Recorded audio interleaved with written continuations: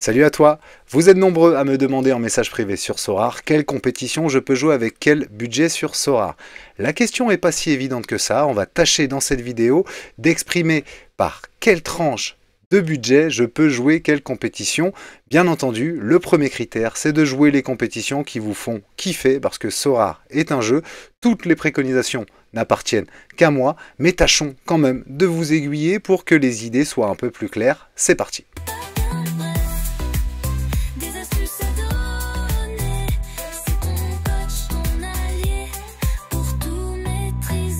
Deux choses primordiales à savoir sur Sorare. La première, fixe-toi un budget. En effet, il est important de planifier son budget pour planifier ses gains. Déjà, ne mets que de l'argent que tu es prêt à perdre. Sorare est un jeu, on est là pour kiffer. Bien sûr qu'il y a des espérances de gains, mais important de le rappeler, ne te mets pas en difficulté pour ça. Deuxième chose, je vous conseille de prendre des ligues que vous connaissez, en tout cas que vous suivez. Sorare apporte un surplus de passion, un surplus de kiff, surtout quand vous êtes devant un match ou que vous suivez des joueurs que vous connaissez déjà. Ça, ce sont les deux premiers conseils. La première chose à rappeler, c'est les compétitions que l'on peut jouer bien évidemment. Même avec 100 €, il y a moyen d'aller jouer des compétitions où on peut gagner du cash directement. Les compétitions où on peut gagner du cash directement s'appellent les compétitions in-season. Elles sont au nombre de 9. Dans ces compétitions-là, vous avez 7 compétitions spécialistes, c'est-à-dire spécialisées et focus que sur un même championnat. Exemple, ici, vous avez la Première Ligue, la Liga, la Bundesliga, la Ligue 1, la MLS, l'Eredivisie aux Pays-Bas et la Jupiler Pro League en Belgique. 7 compétitions spécialistes plus 2 autres, la Challenger Europe et la Contender Europe. La Challenger Europe ne regroupe que certains clubs européens comme le Portugal, l'Écosse, l'Autriche, la Turquie ou le Danemark. En Contender, par contre, vous ouvrez un peu le spectre parce que là, vous avez des clubs de Ligue 2 française, de Bundesliga 2 en Allemagne, de Croatie, de Norvège, ainsi que les clubs asiatiques de J-League, de K-League et même les clubs argentins. Mon conseil, quand vous commencez avec 100 €, commencez par le bas de l'échelle, et ce n'est pas péjoratif de dire ça, parce qu'il y a de sacrés bons coups à faire. En contender, voire même en challenger, les joueurs sont un peu plus accessibles. Pourquoi ? Parce que les gains déjà sont différents selon la compétition que vous jouez en in-season, c'est-à-dire avec 4 cartes de la nouvelle saison et une carte d'ancienne saison qu'on appelle classique. Bref, regardez, en contender, si vous finissez premier de la division 1, c'est 1000 $. Premier de la division 2, 150 $. Premier de la division 3, 50 $. Pour rappel, les divisions sont faites selon un classement de départ qui a eu lieu par exemple déjà en Jupiler Pro League, qui aura lieu sur la première journée de Ligue 1, etc. ou qu'il y aura lieu en Contender quand toutes les compétitions seront ouvertes. Bref, en fonction de votre classement sur cette première journée-là, vous serez soit en Division 1, soit en Division 2, soit en Division 3, et au fur et à mesure, vous allez pouvoir monter, descendre selon vos résultats. Bref, en Division 1, 1000 $ pour la Contender. En Challenger, vous voyez qu'on monte déjà d'un cran avec 1200 $ pour le vainqueur et 200 $ pour le vainqueur de la Division 2. En Jupiler Pro League, par contre, vous redescendez d'un cran avec 1000 $ pour le vainqueur de la Division 1 et 150 $ pour le vainqueur de la Division 2, c'est comme en Contender. Aux Pays-Bas, en Eredivisie, c'est comme la Challenger, 1200 pour le vainqueur de la Division 1, 200 pour le vainqueur de la Division 2. Tout est corrélé, c'est-à-dire que ensuite les prix sont différents bien entendu pour le 4e, 5e, pour le 21e, 50e, mais sont alignés, j'ai envie de dire, entre la Challenger et l'Eredivisie, la Contender et la Jupiler Pro League. En Ligue 1, c'est 2000 $ pour le vainqueur de la Division 1, 400 $ pour le vainqueur de la Division 2. C'est la même chose pour la Bundesliga et c'est la même chose pour la Serie A. Par contre, en Première Ligue, on va même jusqu'à 2500 $ pour le vainqueur de la Division 1 et 500 $ pour le vainqueur de la Division 2. C'est la compétition la mieux récompensée sur Sorare. À noter, tout cela sont les récompenses que vous pouvez gagner en étant bien classé par rapport aux autres managers sur le jeu. À côté de ça, dès que vous inscrivez une équipe dans l'une de ces 9 compétitions que l'on a vues, vous pouvez aussi jouer contre le jeu. C'est-à-dire que même si vous ne finissez pas dans les premiers, ou en tout cas éligible à une récompense sur la compétition, vous avez les hot streaks, c'est-à-dire des paliers. Si votre équipe franchit un certain nombre de points, vous pouvez gagner un certain nombre d'euros. Regardons. Commençons par l'Eredivisie, la JPL, la Challenger et la Contender. En effet, au niveau des paliers, si vous atteignez un certain nombre de points à la première Game Week, vous pouvez passer un palier et devoir atteindre un autre nombre de points à la prochaine Game Week. Donc 360 points à la première Game Week, vous avez 3 $. 380 points à la deuxième, vous avez 5 $. Cela s'applique à toutes les équipes que vous mettez dans cette compétition. Admettons, vous mettez 4 équipes en Contender. Si l'une de vos équipes passe les 360 points, vous avez 3 $. Si deux équipes passent les 360 points, vous n'avez encore que 3 $. Une offre est en cours actuellement sur Sorare. Pour ces 4 compétitions, jusqu'à fin août, le premier palier est à 250 points. Autant vous dire que c'est cadeau. Le deuxième palier est à 300 points. Autant vous dire aussi que c'est cadeau. Donc ces 2 premiers paliers sont abaissés jusqu'à fin août. Et en plus, jusqu'à fin septembre, l'ensemble des paliers sur toutes les compétitions sont doublés. Donc jusqu'à fin août, 250 points ici et 300 points ici. Ensuite, ça redevient 400 points. Là, c'est plus dur. Mais par contre, tous les paliers sont doublés jusqu'à fin septembre. Donc 6 $ ici, 10 $ ici, 50 $ ici, 200 ici et 1000 ici. C'est là où ça devient intéressant. Au niveau des 4 grandes ligues européennes, comme on voit là par contre c'est 360 points toujours, mais c'est 5 $. Ces paliers, il y a une nouvelle offre qui est en cours, sont multipliés par 5 si vous commencez à jouer à la première Game Week de l'un de ces championnats, ou même des 4, peu importe. Admettons, vous avez 4 équipes en Ligue 1, une de vos équipes fait 360 points sur la première journée, donc c'est-à-dire dès le 14 août, bientôt, vous avez 25 $ parce que c'est 5 $ multiplié par 5. Si jamais vous franchissez le cap de 360 points, vous accédez au palier 2, il vous faudra faire sur la deuxième journée de Ligue 1 380 points. Si vous le faites avec l'une de vos 4 équipes ou avec votre seule équipe, peu importe, vous avez cette fois-ci 50 $ de récompense en cash. Et ainsi de suite si jamais vous réussissez à monter. Si jamais vous échouez, vous retombez au palier 1 et comme je vous l'ai dit, jusqu'à fin septembre, les paliers sont doublés. Donc là, vous jouerez pour 10 $ au palier 1, 20 $ au palier 2, etc. À fin septembre, c'est-à-dire début octobre, les paliers redeviennent normaux, c'est-à-dire que il n'y a plus, par exemple, en Eredivisie, JPL, Challenger ou Contender de paliers abaissés et surtout, il n'y a plus de paliers doublés dans aucune des ligues, étant donné que les paliers abaissés s'arrêtent fin août, je le répète, et les paliers doublés s'arrêtent fin septembre. On a donc vu les compétitions in-season sur Sorare. Maintenant, vous avez aussi des compétitions avec les cartes d'ancienne saison qu'on appelle les compétitions classiques. Elles sont au nombre de 3. Vous avez la All-Star, la U23 et la Champion Europe. Regardons ce que vous pouvez gagner.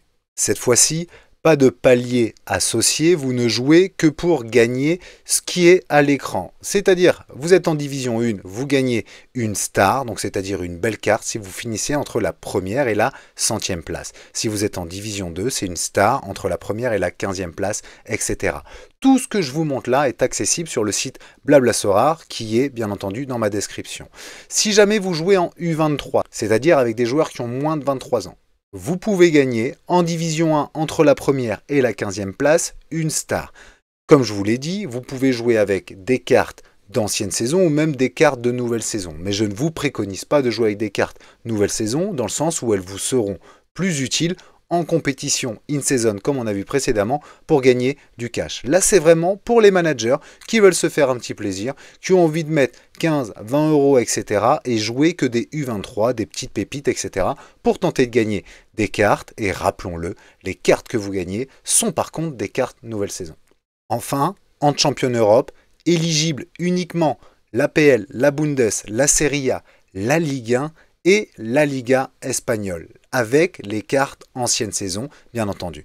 Donc là, entre la première et la 50e place en Division 1, c'est une star, donc généralement, un très beau joueur, type Yamal, Mbappé, Kvara, Doué, etc. J'en passe, mais en tout cas, dans ce pool-là de stars, il y a généralement de très belles cartes. T1, toujours pareil, on descend ensuite d'un cran. T1, ce sont généralement des bons joueurs, mais pas non plus au niveau de stars, etc. Dernière compétition disponible, on a vu les compétitions in-season, les compétitions classiques avec les cartes d'ancienne saison. Vous avez aussi les compétitions arena. Cette fois-ci, vous entrez dans une arena avec 9 autres managers. Vous êtes donc 10 et là, vous ne pouvez gagner que de l'essence. Par contre, attention, pour rentrer, vous allez devoir mettre 100 essences et potentiellement gagner 500 essences si vous finissez premier. Ça, c'est intéressant, mais plutôt en stratégie secondaire, c'est-à-dire que les cartes que vous n'alignez pas ou qui ne sont pas dans vos compétitions classiques ou compétitions in-season, vous pouvez les jouer aussi en arena pour essayer d'avoir de l'essence et pourquoi pas crafter une belle carte. Du coup, avant de continuer cette vidéo et de vous proposer des compétitions à jouer par budget, j'espère que vous avez bien compris tout l'intérêt de jouer les compétitions in-season avec des cartes nouvelle saison pour avoir du cash. Ensuite, les compétitions un peu kiff avec des cartes d'ancienne saison qui valent généralement quand même beaucoup moins cher pour plutôt essayer de gagner des cartes. Et enfin, l'arena plutôt en complément pour essayer de gagner de l'essence. Regardons donc maintenant ma première préconisation pour les joueurs qui rentrent avec 100 € ou moins. Si vous avez 100 € ou moins, je vous conseille déjà 2 compétitions nouvelle saison, soit la Jupiler Pro League, soit la Contender. Tout dépend de vos affinités. Mais dans ces compétitions-là, je pense que pour 50-60 €, vous pouvez déjà et dès aujourd'hui trouver une équipe à moins de 50 € qui puisse être intéressante pour aller chercher justement, comme on le voit là à l'écran, 250 points et donc gagner 6 $. Admettons, vous avez une équipe à 60 €, je dis une bêtise, si vous gagnez 6 $, vous avez déjà remboursé 10% de votre effectif. Ensuite, si le week-end d'après, vous réussissez un score de 300, vous gagnez 10 $ et donc là, c'est plus de 25% de remboursé de votre effectif. Donc là, ça devient intéressant. Le fait que la promo soit jusqu'à fin août, je vous incite donc à rentrer tout de suite, soit en Contender, soit en Jupiler Pro League, avec à minima 50 €. Si vous avez jusqu'à 100 €, l'avantage c'est que vous pouvez faire 2 équipes. Et comme toujours, je le rappelle, quand on fait une équipe, c'est pas seulement 5 joueurs. Généralement, prenez à minima 2 gardiens, au moins 3 ou 4 défenseurs, 3 milieux et peut-être 3 attaquants. Pourquoi? Parce que en fonction des suspendus, en fonction aussi des match-up, comme on dit, c'est-à-dire de la puissance de l'adversaire ou pas selon les Game Week, vous pouvez ajuster comme ça aussi vos joueurs tout simplement et avoir la meilleure équipe possible. Donc je conseille toujours de prendre de quoi faire une équipe et même quasiment une équipe 2. L'équipe 2 est généralement très inférieure avec des joueurs qui ne sont pas forcément titulaires ou sur lesquels il y a un doute. Mais donc, j'insiste fortement dessus. Si vous construisez une équipe, ne prenez pas que 5 joueurs. Prenez bien de quoi faire des remplaçants pour être sûr de pouvoir aligner la meilleure des équipes possibles à chaque Game Week, donc à chaque match de championnat. La différence entre Contender et Jupiler Pro League. En Contender, vous pouvez jouer de la Ligue 2, de la Bundesliga 2, de l'Argentine, des joueurs asiatiques, etc. Les joueurs asiatiques et les joueurs argentins ont déjà bien commencé leur championnat, ils sont dans la deuxième partie. L'avantage, c'est que les prix sont moins chers. Regardons quelques exemples. Je vais dans l'onglet Recruter ici, je mets par exemple Contender. Moi, ce qui m'intéresse, c'est d'aller chercher un gardien, par exemple, en sachant que, moi, mon conseil, les gardiens, vous pouvez les prendre en carte ancienne saison. C'est beaucoup moins cher. Admettons un gardien qu'on connaît et qui est titulaire, par exemple Jun Ishimori d'ailleurs que j'ai, vous voyez sa carte nouvelle saison est à 7,95 €, ce qui n'est pas hyper élevé en sachant que les gardiens coûtent généralement plus cher. Moi je vous ai donné un budget de 50 €. Donc Ishimori, il coûte en carte nouvelle saison 7,95 €. Mais si vous prenez sa carte classique d'une ancienne saison, elle coûte beaucoup moins cher. Il faudra cette fois-ci l'acheter auprès d'un manager, mais vous voyez c'est 2 fois moins cher, un peu plus même d'ailleurs, 2,95 €. Donc le gardien, mon conseil, prenez-le en carte classique. Sauf si vous voulez prendre un attaquant qui coûte très cher en carte nouvelle saison et beaucoup moins cher en carte classique. Mais généralement les gardiens coûtent assez cher. Là, c'est peut-être pas le bon exemple. 7,95 € pour Ishimori en carte nouvelle saison, c'est pas si mal. Ensuite, au niveau des défenseurs, généralement le poste le moins cher, vous voyez que vous avez des joueurs quand même en carte nouvelle saison, et là je ne vous montre que les achats directement auprès de Sora, mais un joueur ici à 7,74 par exemple, c'est intéressant, surtout avec des scorings comme on le voit là, hyper intéressant, c'est Kim Jin-Soo par exemple, là il n'a pas de match à la prochaine Game Week, mais si on descend et qu'on regarde, vous voyez, on retrouve quand même des joueurs hyper accessibles, et là je vous montre que les joueurs les mieux notés. Donc, admettons 7 € pour le gardien, on va dire 5 € pour le défenseur. Vous n'êtes qu'à 12 € alors qu'il vous reste potentiellement que 3 cartes à acheter pour faire une équipe. Mais comme je vous l'ai dit, essayez d'étoffer, de partir à minima au départ sur 8 joueurs. Comme ça au moins, vous pouvez aussi jouer sur les match-up et les joueurs qui ont de meilleures chances de scorer. Je ne vous montre pas toutes les possibilités et les joueurs à scouter, bien entendu. L'objectif, il est de construire une équipe à 50 €. L'avantage, comme je vous l'ai dit, c'est que vous pouvez aller chercher des paliers très facilement, donc du cash très facilement, jusqu'à fin août grâce au palier ABC, jusqu'à fin septembre avec les paliers doublés. Donc, profitez si vous avez un petit budget pour emmagasiner du cash et peut-être après vous faire plaisir sur la phase suivante qui sont les joueurs qui ont entre 100 € et 500 € de budget. Regardons. Si vous avez entre 100 et 150 €, j'ai essayé de vous faire un schéma précis pour vous expliquer le fond de ma pensée. En gros, si vous avez 100 €, comme je vous ai dit, essayez de jouer les paliers avec 50 € en contender, avec 50 € en JPL pour essayer d'emmagasiner au départ 6 $, puis après peut-être 10 $, etc. D'accord? Par contre, si vous avez, admettons, 200 €, vous allez me dire, ok, qu'est-ce que je fais si jamais je tente avec mes 2 fois 50 € ici, donc j'ai 100 €. Qu'est-ce que je fais avec mes 100 € restants? Avec vos 100 € restants, mon premier conseil, il est ensuite de monter d'un cran et d'aller en Challenger ou en Eurodivisie, c'est-à-dire aux Pays-Bas, si vous connaissez. Ok? Donc, pour moi, une équipe palier dans ces ligues-là, Challenger et Eurodivisie, c'est 75 € minimum. Pour la même raison que les joueurs sont un petit peu plus chers, étant donné que les récompenses sont un peu mieux, vous pouvez donc, avec, admettons, 175 € jouer une équipe en Contender, une équipe en Jupiler Pro League et une équipe en Challenger pour aller essayer d'aller gratter les paliers jusqu'à fin septembre. Donc ça, c'est bien sûr selon votre budget. Si vous avez 300 € pour essayer de jouer les paliers, et je vous conseille vraiment de focaliser les paliers au départ. Pas de jouer la gagne, pas de jouer vraiment le classement sur les ligues, parce que en Contender ou en JPL, comme je vous le mets là, pour une bonne équipe aujourd'hui, et encore, hein, je pense qu'on peut monter un peu plus haut en Jupiler Pro League, il faut à minima 200 € pour une seule équipe, pour aller essayer vraiment de jouer avec des GOAT, comme on dit, c'est-à-dire des joueurs, par exemple, de Bruges, essayez d'aller faire un podium, et quand je dis podium, c'est très rare, hein, attention, essayez d'aller au moins faire un top 10 pour essayer de récupérer 50, 100 $, admettons, sur une Game Week. Donc ça, c'est vraiment si vous voulez jouer une équipe solide en JPL ou en Contender. Ça, c'est si vous voulez jouer une grosse équipe en Challenger ou en Eurodivisie. Et encore, je suis peut-être un peu bas à 200 €. Enfin, je ne vous mets pas tous les gros joueurs. Admettons, un gros joueur de l'Ajax ou du PSV aujourd'hui, il coûte quasiment 75, 100 €. Donc, comme vous le voyez, j'ai peut-être même sous-estimé un peu ces gains-là, mais on se focus. Si vous avez entre 100 et 500 € vraiment sur les paliers, mais la multitude de paliers. Les paliers de Contender, les paliers de JPL, les paliers de Challenger et Eurodivisie, ça fait déjà 4 paliers. Admettons, sur une première Game Week, avec 50, 50, 75, 75, ça fait 250 €.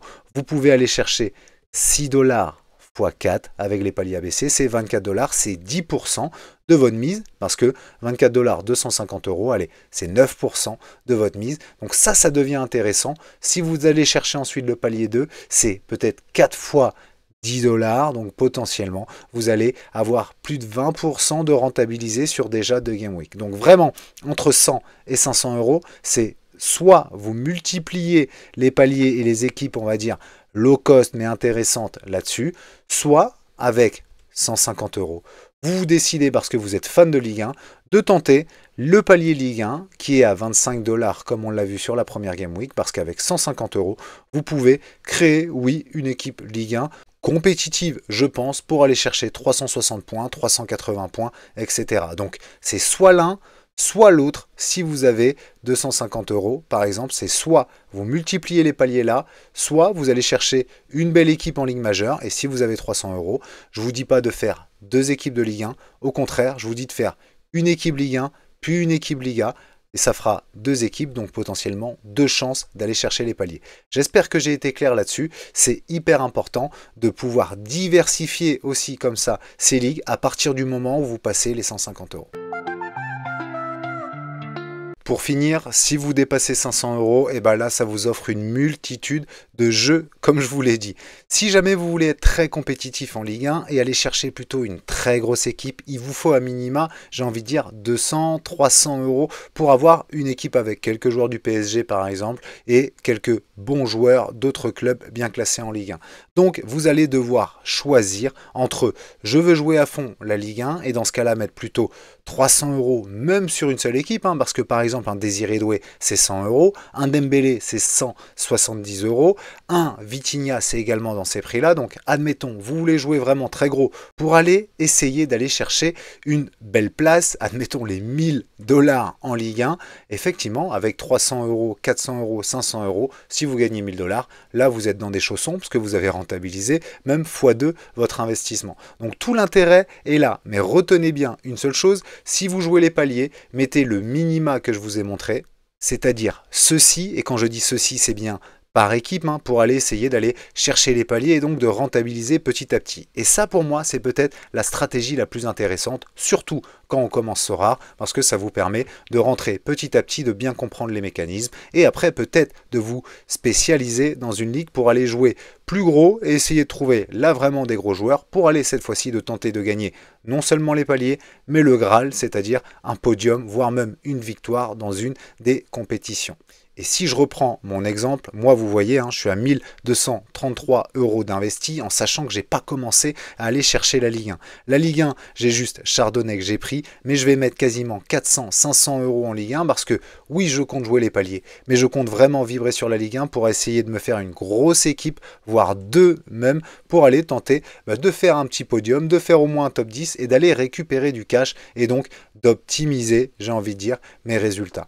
Donc c'est pour ça, soit vous jouez les paliers et dans ce cas-là, vous avez un prix minimal par équipe que je vous ai indiqué, soit vous jouez les grosses équipes, vous avez plus de 500 euros par exemple, vous voulez tout mettre sur la Ligue 1, ben ouais, 500 euros, vous pouvez faire 3 équipes Ligue 1, mais avec une belle équipe. Donc c'est là où c'est important de bien fixer son budget, je le rappelle, pour pouvoir ensuite cibler les compétitions que vous voulez jouer. J'espère avoir exploré un peu tous les spectres. Je ne vous parle pas des classiques, je ne vous parle pas non plus de l'Arena. Pour moi, c'est du bonus. Si vous venez de rentrer dans Sorare, c'est parce que vous avez justement envie de jouer avec des cartes nouvelle saison. En plus, vous avez des crédits au départ de 100 euros. Vous avez ensuite le parrainage, etc. Donc, ça vous force, j'ai envie de dire, à acheter des cartes nouvelle saison. Et ça tombe bien, c'est là où pour moi, vous pouvez rentabiliser plus vite. Si vous êtes un ancien manager, par exemple, là par contre, vous allez pouvoir focus plutôt les cartes classiques. Donc la Champion, la All-Star ou la U23 et l'Arena pour essayer d'aller gratter de l'essence un peu, essayer de crafter des cartes nouvelle saison et vous construire une équipe intéressante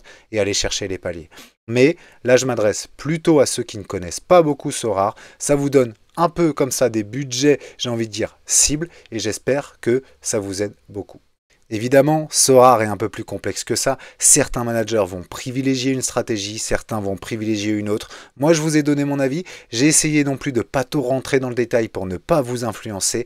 J'essaye surtout de vous aiguiller en vous donnant des budgets approximatifs. Certains managers arrivent à créer une équipe avec 25 euros, d'autres vont plutôt monter à 75 pour assurer le coup, j'ai envie de dire. Bon bref, tout ça, ça dépend aussi des sensibilités de chacun et du scouting comme toujours. C'est là où le jeu devient grisant parce que en fonction de vos choix, vous allez pouvoir regarder vos perfs, les vivre en réel et c'est là où vous allez kiffer. Mon alerte, elle est sur la répartition de votre budget. Fixez bien ça pour vous fixer une stratégie et donc vous fixer un retour sur investissement qui peut être intéressant. Je n'ai même pas abordé non plus l'achat-revente, des managers qui achètent des cartes 3 euros, qui les revendent 10, etc.